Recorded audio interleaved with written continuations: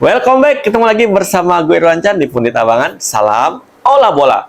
Turki versus Portugal. Ini pertandingan yang sangat super duper seru. Di akhir pertandingan, kedua tim sama-sama meraih hasil positif. Portugal positif melaju ke babak 16 besar. Turki positif kebobolan 3 gol dan keok 3-0. Ya bisa dibilang pertandingan kemarin ini Portugal sama Turki sama-sama menurunkan skuad terbaiknya, terutama Portugal tuh ya kan, di lini depan diisi sama trio mautnya. Ada Rafael Leo, terus ada Cristiano Ronaldo, dan di lini tengahnya dia punya Bruno Fernandes, punya Vitinha, terus punya Palhinha. Di center back-nya juga menampilkan duet yang sangat-sangat kuat, kombinasi senior sama junior, yaitu Ruben Dias sama PP. Ya kalau kita lihat secara statistik pertandingan, emang nih pertandingan bisa dibilang cukup berimbang ya, biarpun penguasaan bola Portugal unggul dikit atas Turki, tapi dari sisi kreasi peluang, total shoot ini cuma beda-beda tipis. Turki kalau nggak salah 11, Portugal 12, dan yang shoot on target ini sama-sama 3. Tapi Portugal main jauh lebih efektif di pertandingan semalam. Terbukti Portugal bisa bikin 3 gol, biarpun 1 gol itu dicetak sama bek Turki sendiri, yang bek pasnya ini sangat-sangat mengecoh kiper dari Portugal, Altay ya kan.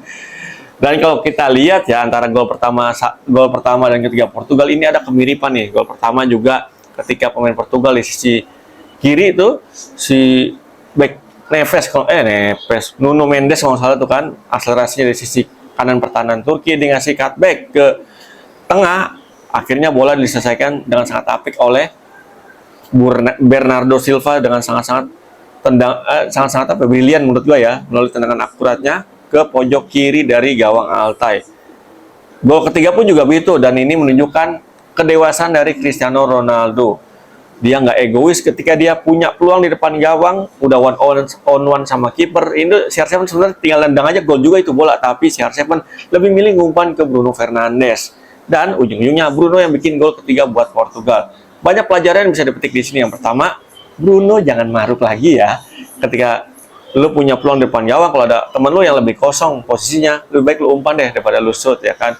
Yang kedua, ini CR7 mungkin mau nunjukin kepada seluruh dunia yang dulu sempat ngecap, CR7 mah egois. CR7 dengan aksinya semalam ini mementahkan stigma kayak gitu yang disematkan ke diri CR7 selama ini ya kan. Dan Turki pun menurut gua kemarin ada salah satu kesalahan Montella yang cukup fatal menurut gua ya. Ini opini gua, bisa diperdebatkan, yaitu mencadangkan Arda Güler. Kelihatan emang sih di babak pertama biarpun nggak ada Arda Güler, Turki masih bisa menekan Portugal. Tapi lu lihat dah, lu perhatiin ketika Arda Güler masuk di babak kedua, ini umpan-umpan true pass ke dalam kotak penalti Portugal ini lebih berbahaya ketika Arda Güler masuk. Menurut hitungan gue ya, 2 atau 3 kali itu Arda Güler ngirim true pass ke jantung pertahanan Portugal. Ini sangat-sangat merepotkan barisan pertahanan Portugal. Ini bakal lebih ngerepotin daripada bantuin tetangga hajatan ya kan. Harusnya sih Montella ini si Arda Güler kemarin masukin sejak kick off pertama, tapi ya gue nggak tahu dah apa alasan Montella untuk mencadangkan Arda Güler di pertandingan semalam. Itu mah keputusan pelatih ya kan. Dan di pertandingan semalam si R7 lagi-lagi mencatatkan rekor. Bener kata dia, lagi-lagi gue sampein di konten gue, si R7 pernah statement lagi waktu itu dia bilang dia nggak ngejar rekor, tapi rekor yang ngejar-ngejar dia. Dan semalam dengan tambahan 1 asisnya di gol Bruno Fernandes, dia menjadi satu-satunya orang di Euro yang jadi top assist dan top gol. Dia total udah bikin 14 gol kalau nggak salah tuh sepanjang pagelaran Euro, yang diikutin 6 kali, dan asisnya 8 asis. Ini benar-benar menyala Bang Dodo ya kan. Ditambah lagi nggak Ronaldo aja nih yang bikin catatan ciamik di Euro. PP pun yang udah umur 41 tahun, di pertandingan semalam juga bikin catatan yang sangat-sangat, menurut gue ya, dengan umur 41 tahun, ini luar biasa banget. Dia punya 97% akurasi yang akurat, terus dia punya 7 clearance, 4 diantaranya clearance melalui sundulan, terus yang berikutnya dia punya 4 kali recovery, dan dia juga 7 kesempatan duel, dia menang 4-nya. 4 duel dia menangin, ini berarti di atas 50%. Ketika duel dengan one on one ataupun one on two atau one on three dengan back lawan, ini PP bisa memenangkan duel 4 dari 7 kesempatan dia duel di dalam lapangan kemarin. Dan dia juga punya 2 umpan langsung ke final third, yaitu seperti akhir daerah pertahanan dari Turki. Ya, dengan umur 41 tahun dan ditambah lagi PP masih punya kualitas umpan yang akurasi cukup tinggi, ya menurut gue sih PP emang layak sih dia. tetap mengisi starting line up dari lini pertahanan Portugal. Dan kalau Portugal tetap bermain kayak gini terus, gue sih optimis ya, Portugal bisa melaju sejauh mungkin di Euro kali ini. Dan untuk kemungkinan, satu catatan sih sebelum gue tutup, yaitu terkait Rafael Leo. Ini Rafael Leo kan nanti nggak main nih di matchday ketiga karena ada kena akumulasi kartu kuning. Dan gue sih berharap mudah-mudahan sih Martinez ini bisa masukin di Diogo Jota ya kan.